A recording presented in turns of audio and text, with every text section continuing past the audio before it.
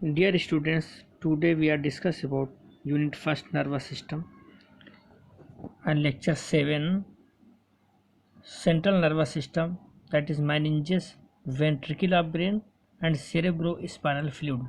ये तीन टॉपिक आज इसमें कवर किए जाएंगे, यानी लेक्चर 5 और 6, लेकिन एक्चुअल में ये 7 है, क्योंकि आपने लेक्चर 3 में electrophysiology, action potential, nerve impulse को दो पार्ट में डिवाइड करके पढ़ा है।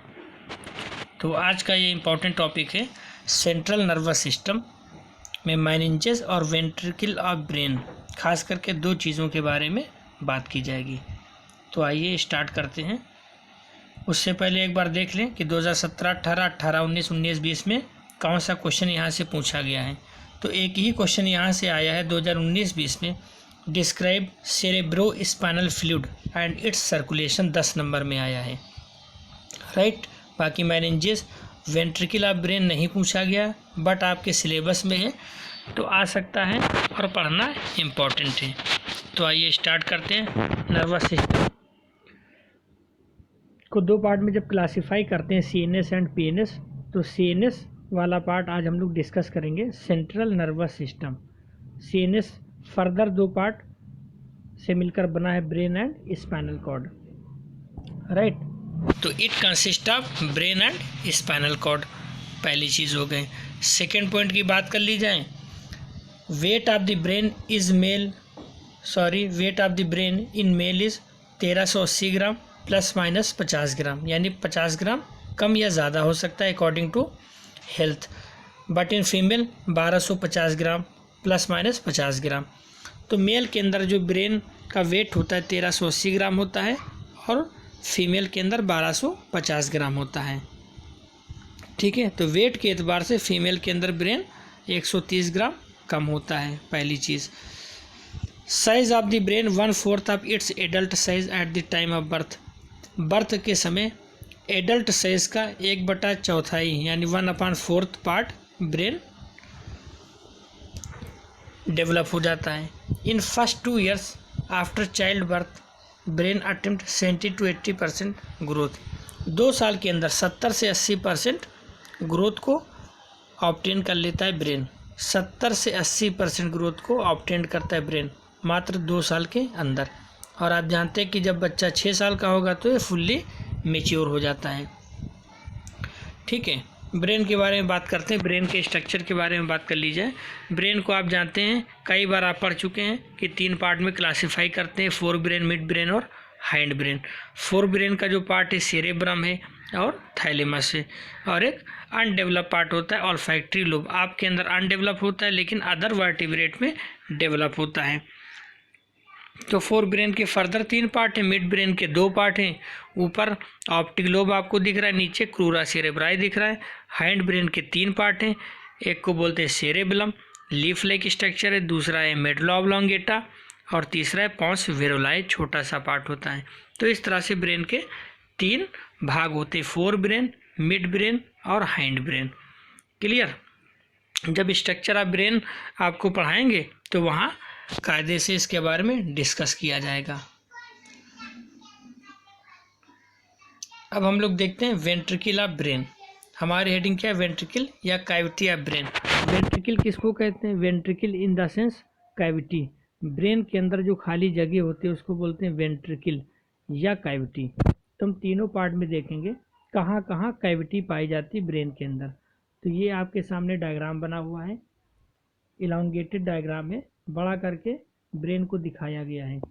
तो हम देखेंगे सबसे पहले ऊपर का हिस्सा है फोर ब्रेन, ऊपर का हिस्सा फोर ब्रेन है, ठीक है। इसमें 2 कैविटी पाई जाती हैं फोर ब्रेन के पार्ट में। सबसे पहला जो भाग है वो सेरेब्रम का है और जो दूसरा भाग है वो डायंसिफिलॉन का है। तो सेरेब्रम में आप देखते हैं कि 2 पार्ट हैं, येलो कलर से फर्स्ट एंड सेकेंड लिखा है, इसको बोलते हैं पैरासील कैविटी। 2 कैविटी पाई जाती है, नाम दिया जाता है पैरासील। क्लियर। और उसके नीचे का पार्ट है जहाँ पर थर्ड लिखा है वो है डायंसिफिलॉन का पार्ट, सेकेंड पार्ट है, उस कैविटी को बोलते हैं डायोसिल। तो ऊपर पैरासिल और नीचे डायोसिल, दोनों कैविटी आपस में फोरामेन मोनैरो से अटैच रहती हैं। क्लियर। तो इस तरह से आपने देखा कि फोर ब्रेन में 3 कैविटी पाई जाती हैं। हमने यहाँ से इससे पहले ऑनलाइन क्लासेस में क्वेश्चन पूछा था, विच नंबर ऑफ वेंट्रिकल या which number of cavity found in brain, तो ज़्यादातर लोगों ने गलत ही कर दिया था, है ना। तो यहाँ पर कायदे से देखिए कि ऊपर 4 ब्रेन के पार्ट में 3 cavity, first second and third, paracoel 2 हैं और डायोसिल 1 है।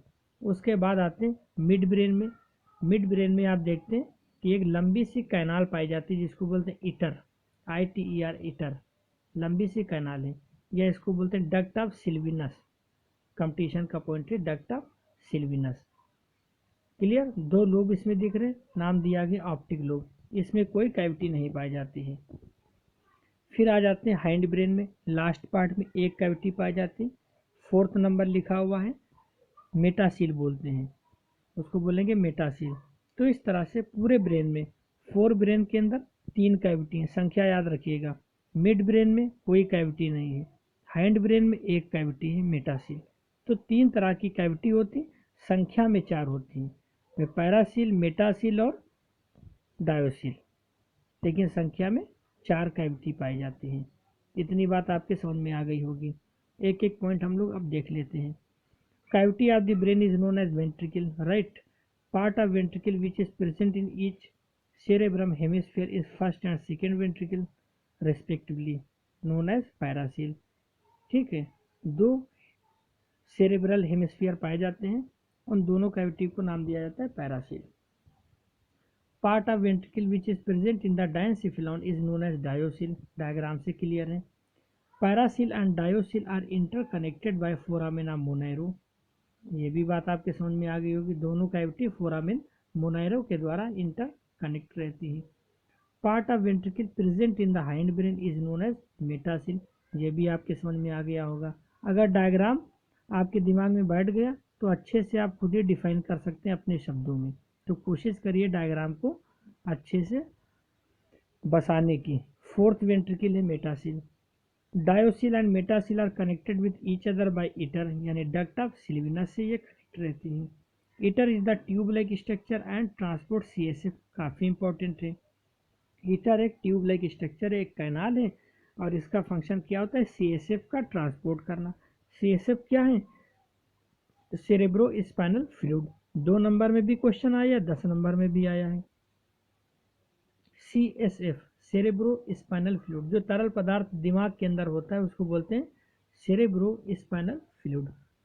ठीक है, तो इसका फंक्शन क्या होता है, CSF provide oxygen and nutrition to the inner side of tissue of brain. आप जानते हैं CSF ऑक्सीजन और न्यूट्रिशन प्रोवाइड करता है ब्रेन टिश्यूज को। Next, CSF is also prevent drying and desiccation, so it act as shock absorber. CSF दिमाग को सूखने से बचाता है, इसलिए ये शॉक एब्जॉर्बर की तरह काम करता है। CSF is released by roof of the brain known as choroid plexus. CSF जहाँ से रिलीज होता है रूफ ऑफ द ब्रेन से, उस जगह को बोलते हैं कोराइड प्लेक्सस, है ना। डायग्राम में दिखाने की कोशिश की गई है, रूफ को बना दिया गया है और रूफ से कोराइड प्लेक्सस से CSF का सिक्रीशन हो रहा है। Choroid plexus is present in 2 different forms and 5 in number, 2 different forms में होते हैं और 5 संख्या में होते हैं। देखिए ये जो मैटर है बहुत ही समराइज करके आपको लिखा गया, बहुत ही अच्छा मैटर है, इसको अपनी हैंड राइटिंग में नोट कर लीजिएगा, नोट बना लेना, आपके आगे काम आएगा। 5 in number, that is major choroid plexus and minor choroid plexus. Major choroid plexus संख्या में 2 हैं और माइनर कोराइड प्लेक्सस संख्या में 3 है। इस तरह से ये 5 टोटल संख्या में होते हैं। नोट करके एक पॉइंट लिखा है, olfactory lobe mostly, olfactory lobe develop in dog among mammals, इसकी भी बात हो चुकी है कि ऑल्फैक्टरी लोब जो पोर्शन होता है डॉग के अंदर ही डेवलप होता है ज़्यादातर, है ना, हमारे अंदर उतना डेवलप नहीं होता है।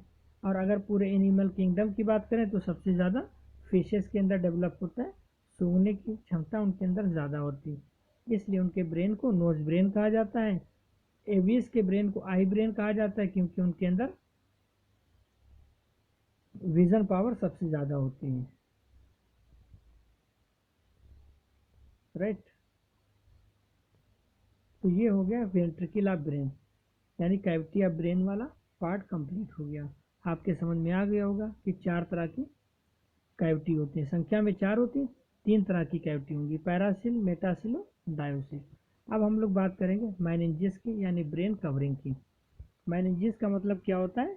कवरिंग ऑफ ब्रेन इसका मेनिंजेस, है ना। ब्रेन की जो कवरिंग होती है उसको बोलते हैं मेनिंजेस। अगर उसमें स्वेलिंग आ जाती है तो एक बीमारी हो जाती है, नाम दिया जाता है मेनिंजाइटिस। मेनिंजाइटिस। तो देखते हैं हम लोग डायग्राम, पहले देखते हैं। डायग्राम में आप देखिएगा सबसे नीचे की तरफ वाला ब्रेन है, उससे कोराइड प्लेक्सिस लगा हुआ है और वो ओपन होता है वेंट्रिकल में, यानी कैविटी के अंदर कोराइड प्लेक्सिस ओपन होता है। अभी आपने ऊपर देखा था कि इसका फंक्शन क्या होता है, सीएसएफ का सिक्रीशन करना वेंट्रिकल के अंदर। क्लियर। तो सबसे नीचे की लेयर है पाया मैटर। सबसे नीचे जो लेयर पाई जाती है उसको बोलते हैं कवरिंग पाया मैटर। पाया मैटर के ऊपर आपको दिख रही होगी आर्किनोइड मैटर, बीच वाली यानी मिडिल लेयर इसका आर्किनोइड मैटर, और सबसे बाहर की जो लेयर है उसको बोलते हैं ड्यूरा मैटर। तो इस तरह से ब्रेन की कवरिंग को 3 पार्ट में आप डिवाइड कर सकते हैं। इनर टू आउटर चलेंगे तो pia mater, arachnoid mater and dura mater. यहाँ से कंपटीशन में क्वेश्चन पूछा जाता है और उसमें ये खास करके पूछा जाता है इनर टू आउटर या आउटर टू इनर। तो आपको याद होना चाहिए कि आर्किनोइड मैटर तो बीच में है, बाकी ड्यूरा मैटर बाहर की तरफ पाई जाती है। एक याद कर लो तो दूसरा ऑटोमेटिक याद हो जाएगा, है ना। सीक्वेंस कभी आप कंफ्यूज इसमें नहीं होंगे। ड्यूरा मैटर हमेशा बाहर होता है। तो बाहर से अंदर की लेयर अगर सीक्वेंस में हम लोग जानना चाहें तो पहले ड्यूरा मैटर, फिर arachnoid mater, then pia mater. अगर इनर टू आउटर चलेंगे तो first pia mater, second arachnoid mater and last one dura mater. Clear. Arachnoid mater और ड्यूरा मैटर के बीच का जो स्पेस है उसको बोलते हैं सब ड्यूरल स्पेस। इसी तरह से आर्किनोइड और पाया मैटर के बीच के स्पेस को क्या बोलेंगे, आर्किनोइड स्पेस। अब हम लोग इसमें एक एक पॉइंट पढ़ते हैं। In the fishes brain is covered by only one covering that is dura mater. ये कम्पिटिटिव पॉइंट है कि फिशेस के अंदर केवल एक ही कवरिंग होती है, उसको बोलते हैं dura mater. In the amphibians, reptiles and birds brain is covered by 2 covering that is outer and inner, यानी ड्यूरा एंड पाया मैटर। तो आपने एम्फीबियंस देखा, रेप्टाइल्स देखा, बर्ड्स के अंदर 2 तरह की कवरिंग है, ड्यूरा एंड पाया। अब arachnoid mater is characteristic of mammal. Mammals के अंदर सिर्फ और सिर्फ आर्किनोइड मैटर पाए जाते हैं। मैमल्स में हम लोग आते हैं, अभी आपने ऊपर देखा, तो हमारे अंदर ही सिर्फ आर्किनोइड मैटर की कवरिंग पाई जाएगी। ये बात आपके समझ में आ गई होगी, है ना भाई। 4-5 क्लास में डिवाइड किया गया है पूरे कॉर्डेटा को। सबसे पहले पाइसेस यानी फिशेस, सिर्फ एक कवरिंग है ड्यूरा मैटर। उसके बाद रेप्टाइल्स, एम्फीबियंस और एवीज, ठीक है, इनके अंदर सिर्फ 2 कवरिंग है, आउटर एंड इनर, यानी ड्यूरा मैटर एंड पाया मैटर। फिर लास्ट वन है मैमल्स, एडवांस कॉर्डेट है, हम लोग एडवांस है, तो हमारे अंदर 3 तरह की कवरिंग है ना। तो आर्किनोइड सिर्फ और सिर्फ मैमल्स में ही पाई जाती है। अब बात कर लेते हैं इनके बारे में। पाया मैटर क्या है, inner most and most vascular covering of the brain, right. अंदर की लेयर है, सबसे ज़्यादा वैस्कुलर है। Forms choroid plexus, choroid plexus का फॉर्मेशन करती है। On the roof of 3rd and 4th ventricle it is fuse with surface of brain and forms टीला कोराइडिया, है ना। 3rd and 4th वेंट्रिकल में ये फ्यूज हो जाते हैं और क्या बनाते हैं, tela choroidea. Next arachnoid mater, middle covering of the brain, आप जानते हैं, made up of simple squamous epithelium. Simple squamous epithelium की ये बनी होती है। Space between pia mater and arachnoid mater is known as arachnoid space, right. It is filled with CSF, CSF से filled रहती हैं। अब लास्ट वन है dura mater, outermost tough layer, सबसे हार्ड यही होती है, तभी ये हार्ड इसलिए होती है ताकि आपको इंजरी से बचा सके, हेड इंजरी से आपको सेफ्टी प्रोवाइड करती हैं। Outermost tough layer which is made up of collagen fibre. Space between dura mater and arachnoid mater is known as subdural space, ठीक है। तो ये सारे पॉइंट क्लियर हो गए। नोट करके एक पॉइंट लिखा, inflammation of meninges is known as meningitis. Pia mater and arachnoid mater collectively known as leptomeninges. तो इस तरह से आज का ये टॉपिक आपका कंप्लीट हो गया।